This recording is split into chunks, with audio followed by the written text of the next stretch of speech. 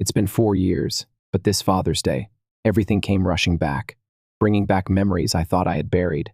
I need to get this off my chest. I've been lurking on Reddit for months, hoping to find someone who has been through the hell I went through, hoping someone could tell me I'm not crazy. But the truth is, my situation is unique, so here I am. I don't care if anyone thinks my story is fake or wants to tear me apart in the comments. This happened to me, and I just need some perspective.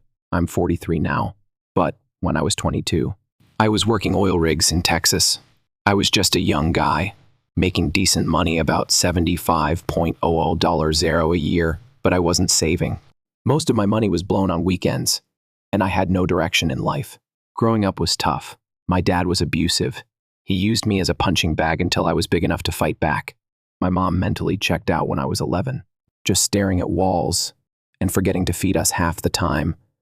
I ended up in foster care between the ages of 13 and 18, bouncing between 7 different homes, some good, most not. I didn't graduate high school. Instead, I got my GED while working construction. I had major trust issues, anger problems, and no idea how to maintain a real relationship. That's when I met Vanessa. She was 25, college educated with a marketing degree from Austin, and came from a good family. Her family had money, owned property in 3 states, and they never had to worry about bills. Her dad was a deacon at their church, and her mom was on every charity board in town. Vanessa was the perfect contrast to my life. She had this warm heart, and for the first time, someone looked at me like I wasn't just trash from the wrong side of town. She'd laugh at my dumb jokes, listen to my stories about work, and act impressed when I fixed things around her apartment. It was the first time anyone looked at me like I mattered. Because of her, I started getting my life together. I worked my way up to foreman, making $95,000 a year. I started saving money, even took some community college classes, though I didn't finish. At least I tried. I wanted to be the kind of man she deserved. After 3 years together, we got married in a small ceremony with just close friends and her disappointed family. Her dad pulled me aside at the rehearsal dinner and said, "Vanessa could have had anyone, doctor, lawyer, someone from a good family. I hope you realize how lucky you are." I nodded and thanked him, but inside I thought, you should have listened to me. When she got pregnant 8 months later, something inside me changed. I had sworn I would never be a father. Why would I want to risk turning into my old man? But when I felt the baby kick inside her and saw the ultrasound, it changed me. For the first time in my life, I felt like I had a purpose to protect this kid and give him everything I never had. The pregnancy wasn't easy, constant hospital visits, bed rest for Vanessa, and complications that scared the hell out of us. I worked double shifts to cover the medical bills and came home to take care of her, sleeping maybe 4 hours a night for months. But when Jake was born, everything melted away. The first time I held my son, I cried like a baby. Me 6, 220 pounds, covered in tattoos, sobbing over this tiny human.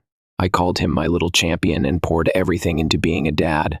I worked 12 to 14-hour days, took any overtime I could get, saved every penny to make sure Jake had the best of everything: private school, sports equipment, braces. I worked an extra job for 6 months to pay for them. I was determined to be nothing like my old man, to be present, supportive, and loving. I read parenting books in secret during lunch breaks.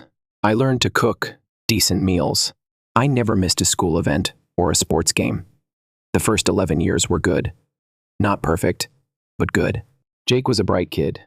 He did well in school, had friends, and seemed happy.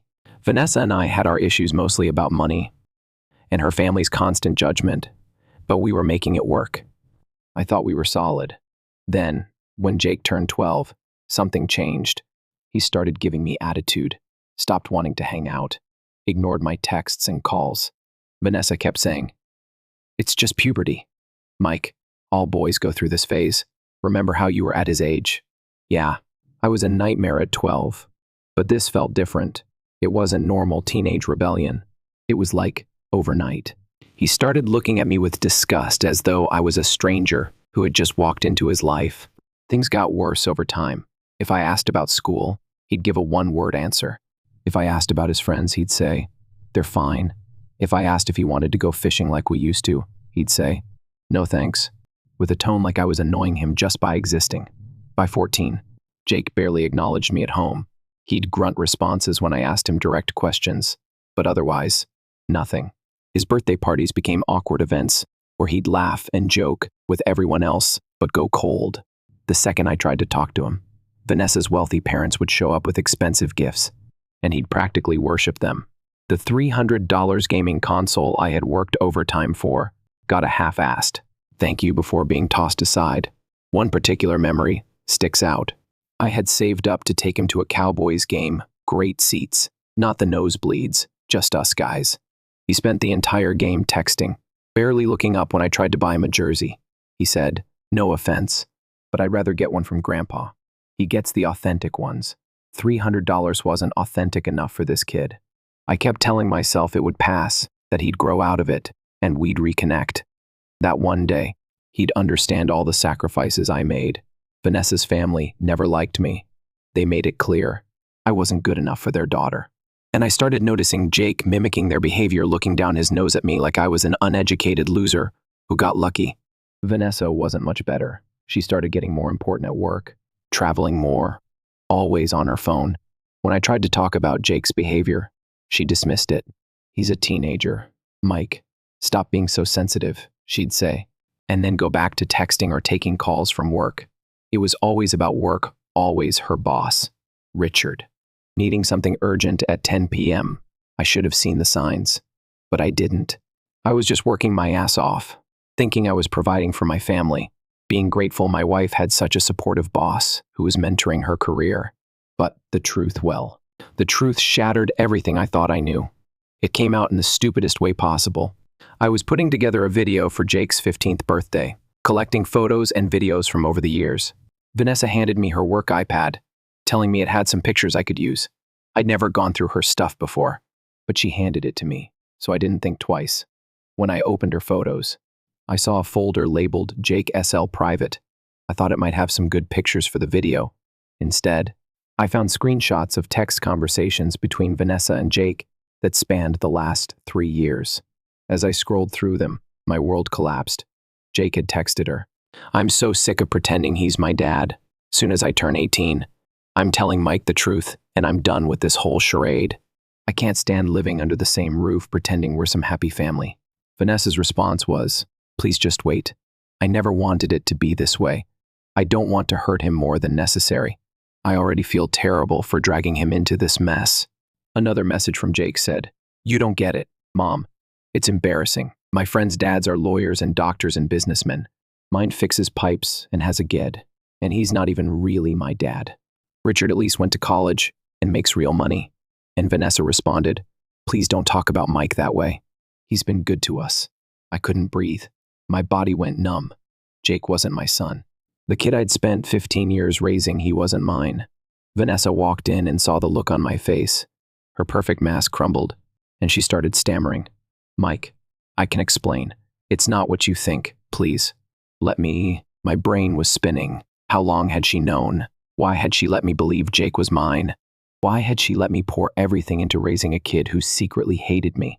I couldn't speak at first. I kept reading those messages over and over, hoping I had misunderstood something. Finally, I looked up at her and said, "Explain, now." The truth, as it turned out, was a nightmare. Vanessa collapsed into tears as she begged me to understand. "Mike, it's not what you think," she cried. "It wasn't supposed to be like this. I never meant to hurt you. I didn't know how to tell you." I could barely process the words coming out of her mouth. She kept saying it wasn't what it looked like, but it was, right there, in the messages. The contempt that Jake had for me. The fact that she had lied to me for 15 years. I didn't recognize the man staring back at me in the bathroom mirror. My hands gripped the sink so tightly that my knuckles turned white. My whole life, the family I had built, the sacrifices I had made was a sham. Jake wasn't my son. My wife had been lying to me for our entire marriage. My entire existence was based on a lie. When I finally came out of the bathroom, Vanessa was waiting for me. Her face was swollen from crying, but I felt nothing for her. This woman who had stolen 15 years of my life. "How long have you known?" I demanded. My voice low and steady, though my insides were boiling. She could barely look at me, but she whispered, Since the beginning. I couldn't even process what she was saying. What do you mean? Since the beginning. Vanessa took a shaky breath, then muttered. It was right before the wedding. We had that huge fight about my parents not wanting me to marry you. I was confused, upset, and I slept with someone from work. It was just once a mistake. When I found out I was pregnant, I wasn't sure. But you were so happy about becoming a father. I thought if we just raised him together, it wouldn't matter. My stomach turned. So you made me believe a lie for 15 years. You let me work myself to death for a kid who isn't even mine, I asked, my voice growing louder. Who's the father? Vanessa. She paused before whispering. Richard. Richard, her boss. The guy who always looked at me with that smug smile at company parties. Like he knew something I didn't. And he did. Does he know Jake is his? I asked, my voice cold, deadly calm. Vanessa nodded. He always knew. That's why he's been so involved. The mentorship program, the expensive gifts, the special internship at 14. He's been playing dad behind the scenes while I worked 60-hour weeks thinking I was providing for my family. I grabbed my keys and headed for the door. Where are you going? Vanessa cried. Away from you, I said without turning around. Far away. I peeled out of the driveway, my mind racing faster than my truck. 15 years. 15 years of my life, working myself to the bone for a family that was never really mine. All the birthdays, Christmases, vacations, all the late nights helping with homework, teaching him to ride a bike, coaching his little league team, all of it was a lie. I drove around for hours, memories flashing through my mind. Jake's first steps, teaching him to ride a bike, staying up all night when he had the flu, working double shifts to pay for his private school tuition, all for a kid who was counting down the days until he could cut me out of his life. When I finally got home at 3:00 a.m., Vanessa was waiting for me. She looked different, broken, but I didn't care. I had nothing left to say to her. We need to talk about this like adults, she said, trying to sound calm, reasonable. We can work through this. Richard doesn't want to be his father. He's got his own family. Jake needs you. I stared at her, amazed by her audacity. Jake needs me. The kid who's been planning to tell me to f off on his 18th birthday. That Jake, she insisted. He's confused. He's a teenager. He doesn't know what he wants. Seems pretty clear to me, I replied. He wants his real dad, Richard. Educated Richard, not some blue-collar embarrassment with the wrong degree. That's not fair, Vanessa said. Jake loves you. I cut her off. Don't you dare tell me that kid loves me after what I just read. He's ashamed of me. Has been for years.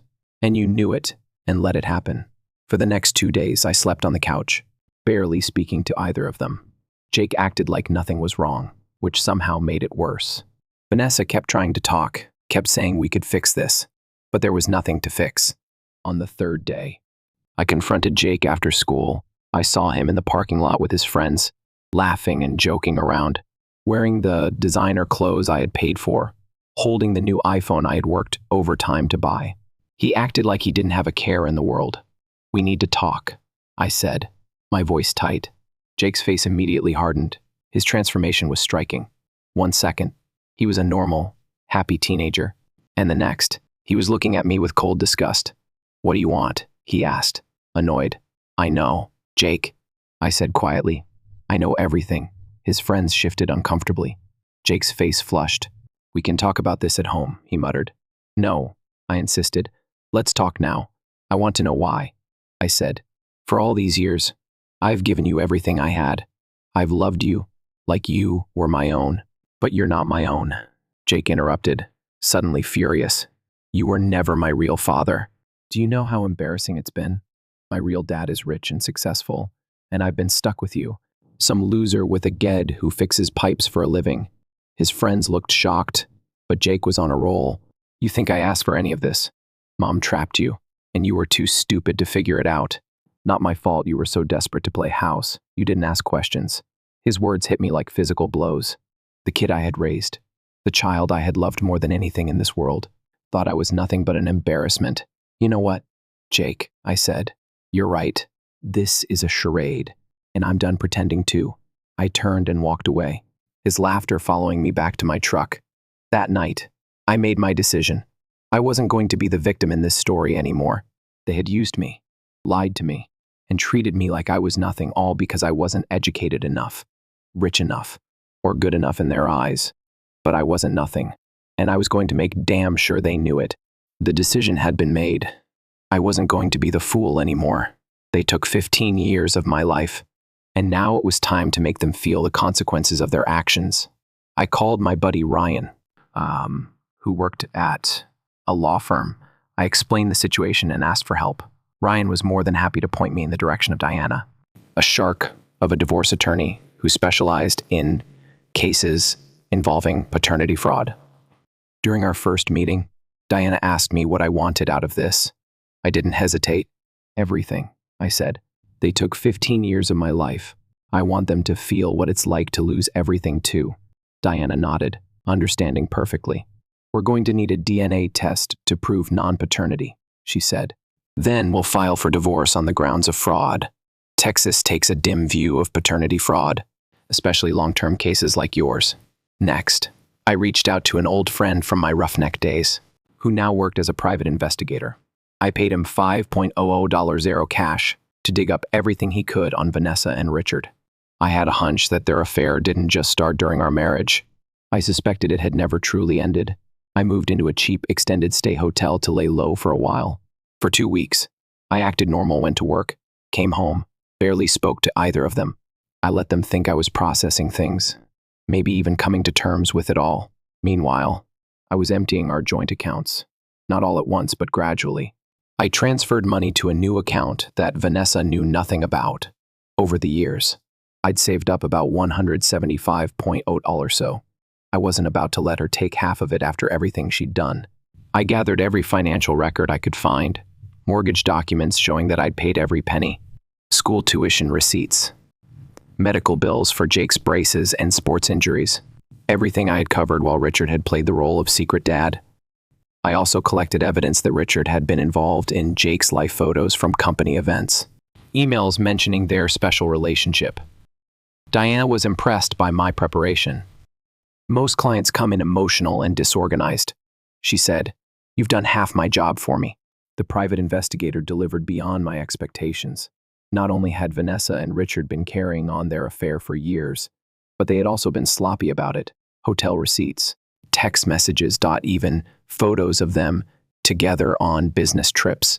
But the real bombshell was that Richard had been embezzling from his company to fund his second family lifestyle, paying for Jake's private school scholarships, expensive vacations, even setting up a college fund for him. Richard isn't just any executive, the private investigator explained.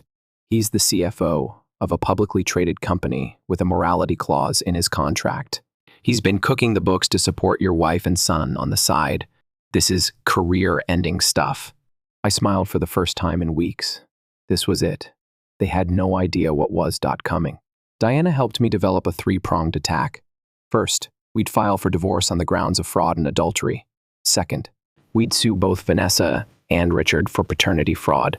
And third, we'd use the financial impropriety evidence as leverage. We don't actually need to expose Richard's embezzlement, Diana explained. Just the threat should be enough to make him very, very cooperative. I waited patiently for the moment when they'd least expect it. That moment came on a Saturday morning when Jake had a big soccer tournament. It was one I had been planning to attend before I discovered the truth. Vanessa assumed I would still go, just to keep up appearances. But instead, once they left the house, I went into action. I packed everything that actually mattered to me: clothes, some personal items, important documents.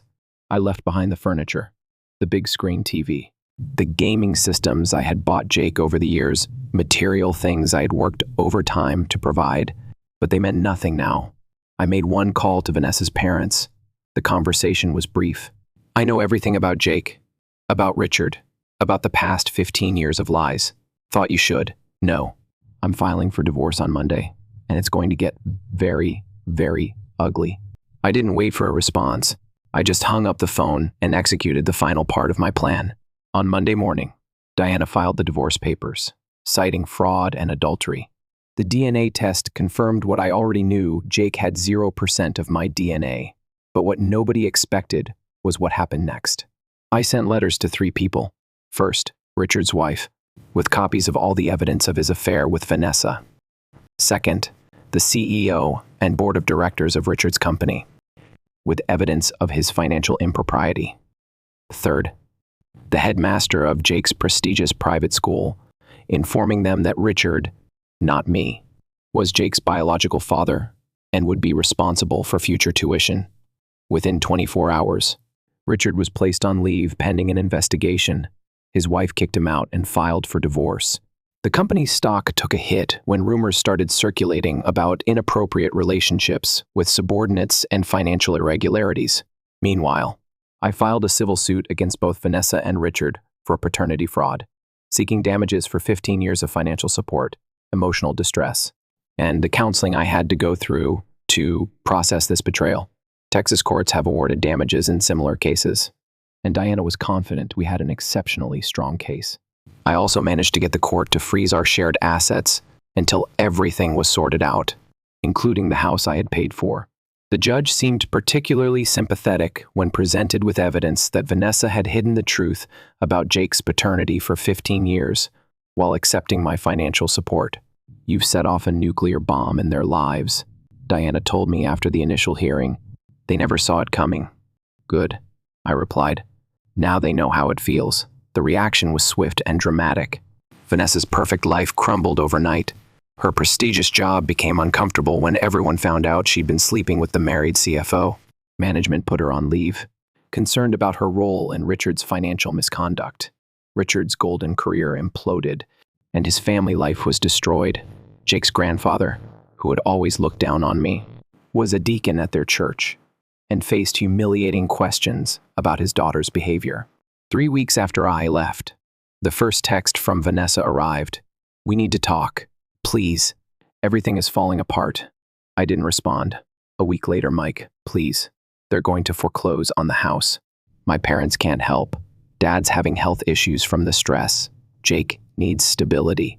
Still, nothing from me. Then, Jake texted me, "You had no right to do this to us. Mom's a mess.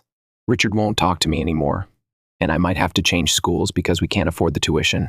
Is this what you wanted? To ruin our lives?" I laughed out loud at that one. The entitlement was unbelievable. The kid who couldn't wait to cut me out of his life was now angry I'd done it first. "This is up," he continued. "You're punishing me for something that wasn't my fault. I didn't ask to be born." I broke my silence for that one. "You're right, Jake. You didn't ask to be born, but you did make choices. You chose to look down on me. You chose to disrespect me. You chose to plan on cutting me out of your life the second you turned 18. Now you're just dealing with the consequences of your choices a little earlier than planned." He didn't. Reply. 2 months in, Vanessa's attorney reached out to Diana, basically begging for a settlement. Vanessa had been fired from her job due to the scandal. Her parents were helping her with basics, but they were retired and couldn't support her lifestyle. The mortgage was 3 months behind. Jake had been pulled out of his fancy private school because no one would pay the tuition. "They're offering to let you walk away clean," Diana told me. "No further financial obligations to Jake. Full admission of paternity fraud. Vanessa waives any claim to your savings or retirement." "Not good enough," I said. "I want the house. Mike, they're already on the ropes," Diana said. "I paid for that house. Every mortgage payment for 15 years. I want it." Diana sighed but went back to negotiations. A week later, she called with news. "They've agreed to your terms. The house is yours.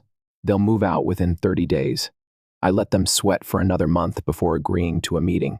The day had come. I knew it was time to face them one last time. When I walked into the conference room, I barely recognized Vanessa. The polished, confident woman I had married was gone, replaced by someone who looked like she hadn't slept in weeks. Dark circles hung under her eyes, her hair hastily pulled back, and she was wearing clothes that hadn't seen an iron in days. Jake was there too, slouched in a chair, refusing to meet my eyes. He had lost weight, and his usual designer clothes had been replaced by standard department store fare. "Thank you for coming," Vanessa started, her voice shaking. "We wanted to talk about finding a resolution that works for everyone."